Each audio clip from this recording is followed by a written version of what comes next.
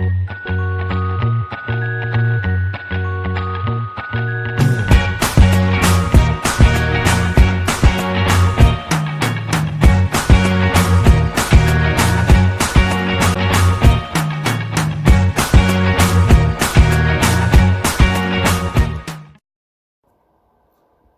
welcome back to the Make Do workshop and to part 5 of this desk PC build.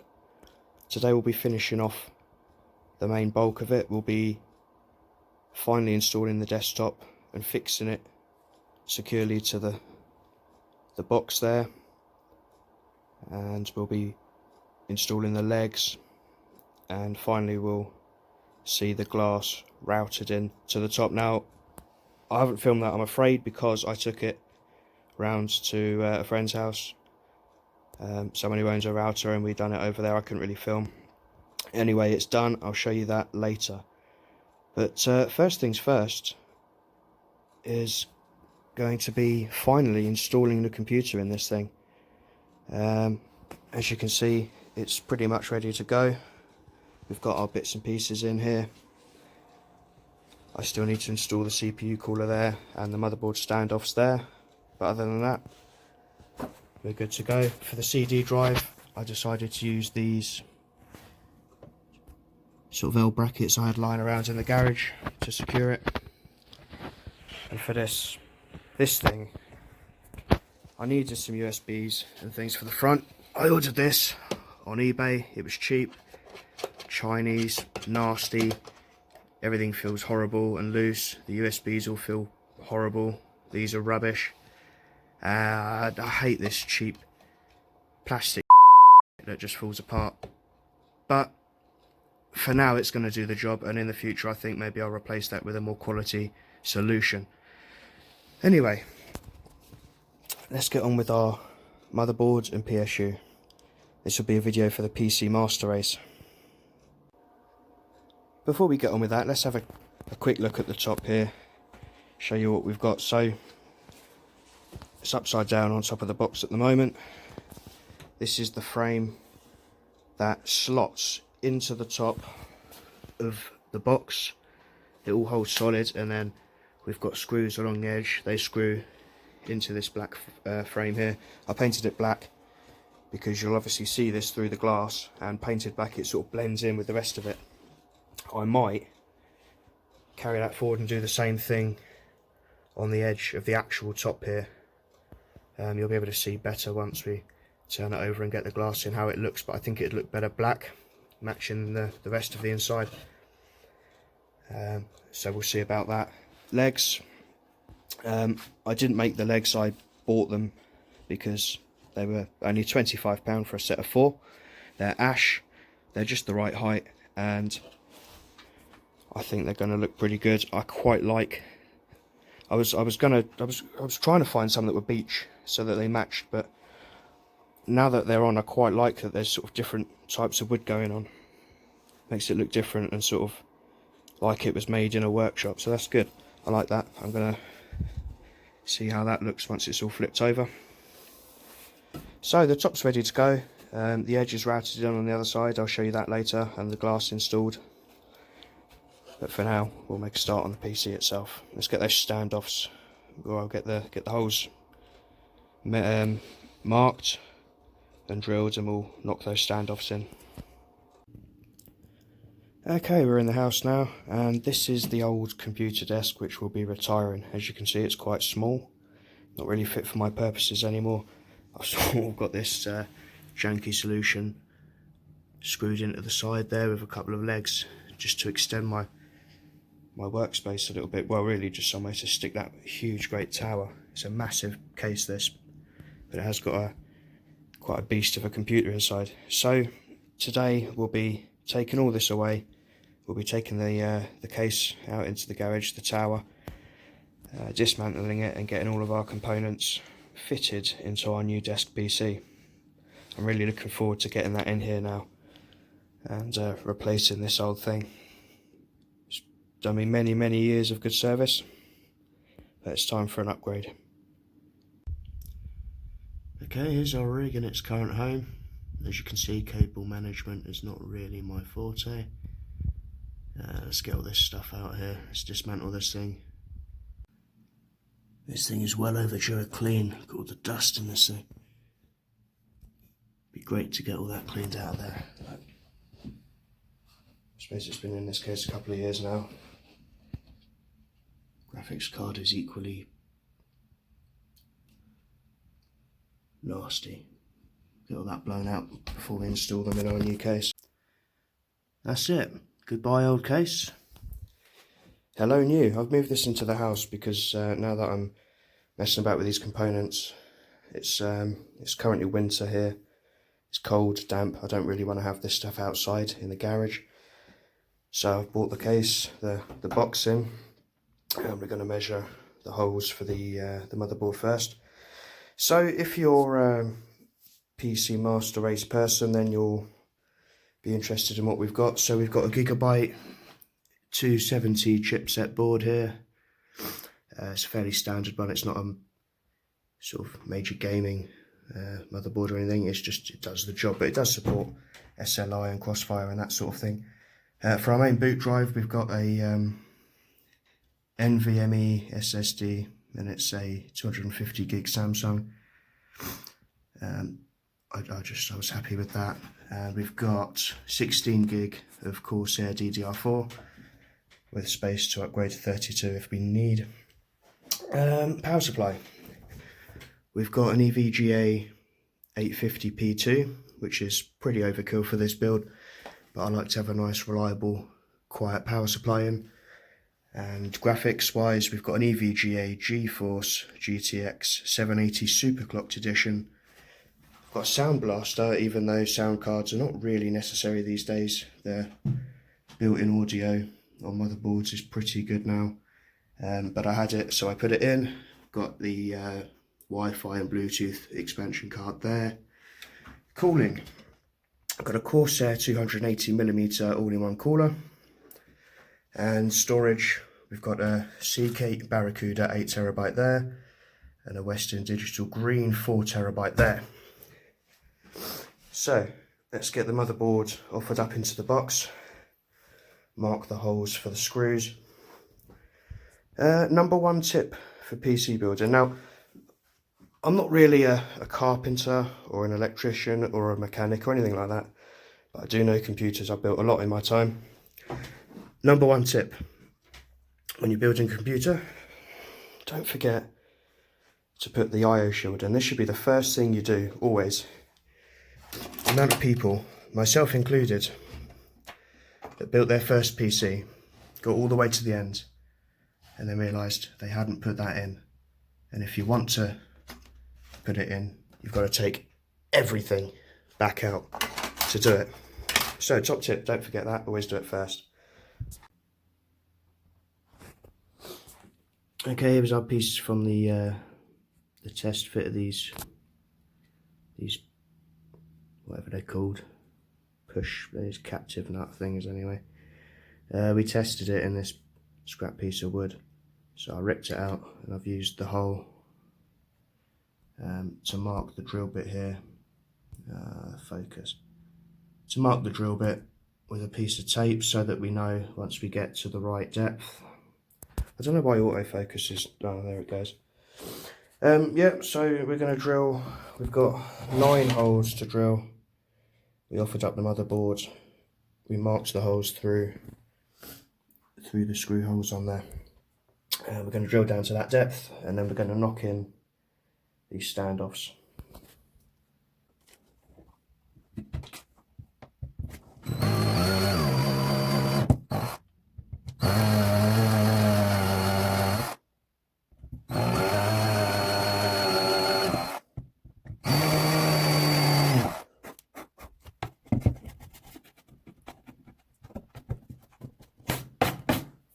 Well, we've got a couple of them drilled. Let's just stick 1 or 2 of them in. Just make sure they're a perfect size. I'm just going to push it in as far as I can. And give it a little tap.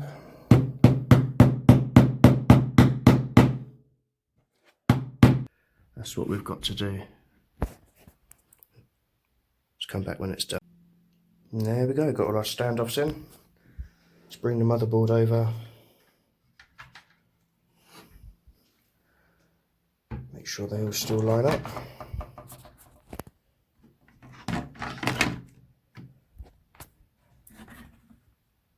Perfect, look at that. Let's just push down, there we go. They all line up beautifully, so we can screw. I'm going to chuck a couple of screws in to secure that, just while we offer up our CPU cooler and mark the holes for that too. Clean out some of this dust.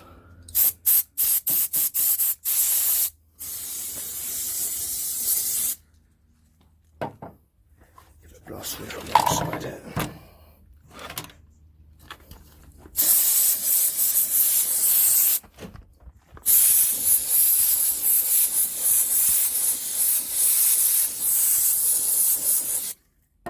Nasty.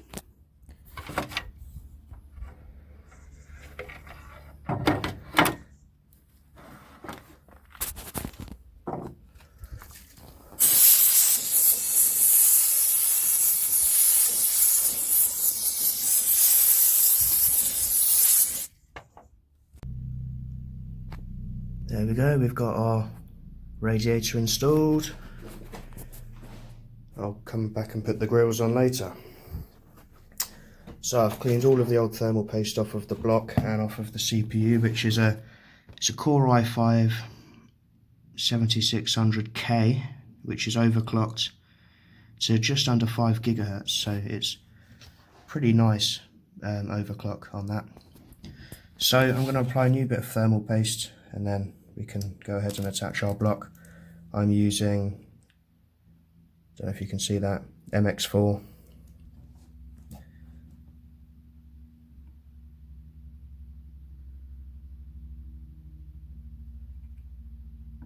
There we go, that's enough.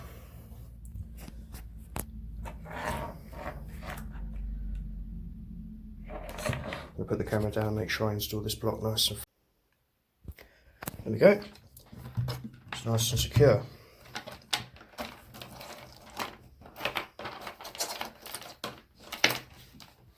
Got our fans plugged into the block. So the next step is going to be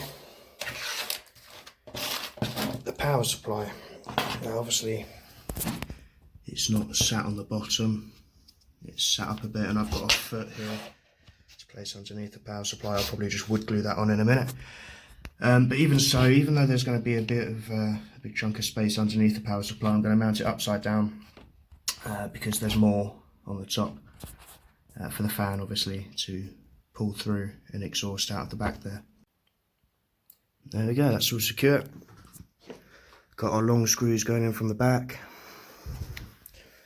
So next then is just to get everything plugged in. Get the card in, get the drives in there somewhere, get these grates on. Okay, we're back in the bedroom now. Got the fan filters on, got everything plugged in. Hard drives at the moment are just sat there like that. I'm waiting for a sort of caddy to turn up and they'll sit there right in the airflow. But everything else is plugged in. I need to do some cable management, and I also need to at some point I need to wire up this switch, and it's going to isolate power to the PC. There's a certain pin on this 24-pin connector that I'd like to isolate. So we'll go into that in more detail later. I think next step is going to be, let's install the top and the legs and get this thing standing on its own feet for the first time. There we go, that's the top on, pretty much ready to go. Only remains to plug everything in, get the glass in, and install the hard drive. There's a few bits and pieces left to do, little touch-up bits. So I'll probably do a final follow-up video, like a sort of finale, with everything switched on and the RGB in and the glass in and everything done. But pretty much we're there. get rid of the old one. Yeah. Here's a quick sneak peek of part 6, it will be the last video on this. I've got it set up temporarily in the bedroom now because I wanted to get a shot of that old desk, and this weekend I'll come back and finish off the last little bits. Anyway, everything's installed. A couple of things still to do in the next video. We need to get our key isolation switch installed there. Need to install a hard drive caddy, tidy up a bit of cable management. And right, so our CPU cooler, these 140mm Corsair fans that came on the radiator, for some reason we're making a horrendous racket in there. And when I was playing around with it earlier on, I had them running. I was moving it about, testing to see if I could make a difference, but even holding the thing in midair, they seem noisy. I don't know why. Both of them. But this one, I accidentally touched it with my finger while it was running, and it snapped that blade clean off. I've never seen that. I've hit many running fans with my fingers over the years, and that's never happened before. That's really bizarre. So I've whipped them off of the radiator, and at the moment I've got my two 120mm Noctua fans sat behind the radiator. They're seriously powerful. They're like 3000 RPM industrial Noctua fans, so they're perfectly suitable for now, but I've ordered 2 of the same 140mm fans to replace these 2. They're much better fans, they're much quieter. You probably can't hear a thing, it's running now, it's silent. And lastly, I need to just work on the getting the glass sheeted in a bit better. As you can see, if I focus it, it's quite flush, but there's still a little lip there. Nothing really to speak of, but I'd like to work on getting that just a bit flatter, so I'll take the glass out and sand down the lip a little bit more, see if we can get a flusher finish. Thanks for watching the Make Do workshop. Come back for the final part of this series to see everything finished off, all the RGB, everything lit up, and we'll also go over the costs, lessons, things that I would do differently or would not do at all, and there is a couple. See you then.